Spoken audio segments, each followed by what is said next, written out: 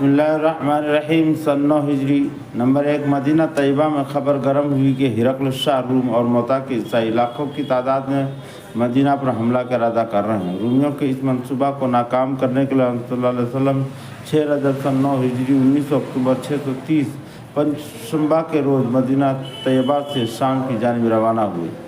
20,000 مجاہدین آپ کے ساتھ تھے۔ آپ کچھ کرتے ہوئے تبوک تک پہنچ گئے، جو مدینہ طیبہ سے 14 منزل کے فاصلہ پر شام میں ہے، لیکن وہاں پہنچ کر معلوم ہوا کہ یہ افواہ بے بنیاد تھی۔ پس جنگ کی نوبت تو نہیں آئی، البتہ اتنے بڑے لشکر جرار سے مسلمانوں اور اسلام کی اہمیت مخالفین کے دلوں میں بیٹھ گئی۔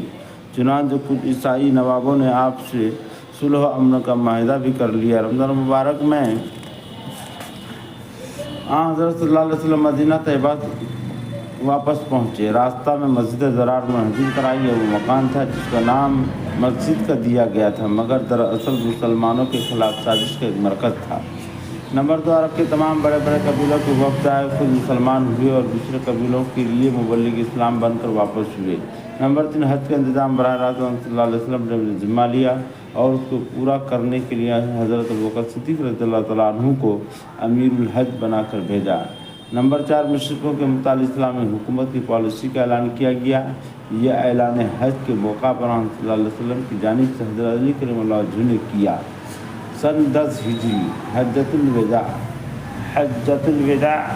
اس سال خود صلی اللہ علیہ وسلم حج کے لیے تشریف لے گئے۔ 25 ذی القعدہ 22 فروری 632 برس شنبہ بعد نماز ظہر مدینہ طیبہ سے روانہ ہوئے۔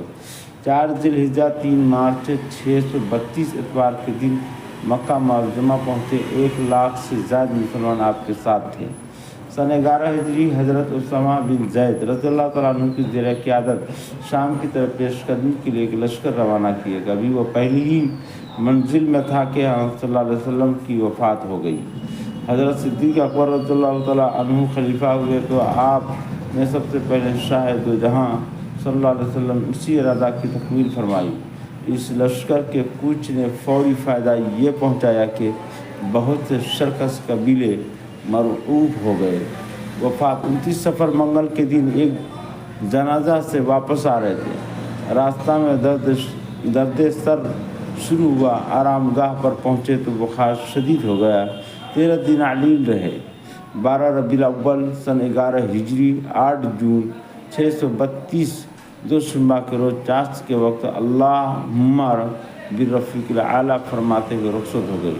وصیت الصلاۃ وما ملکت ایمانکم، نماز کی پابندی کرو، اپنے مملوکہ غلام باندیوں کی پوری رعایت کرو۔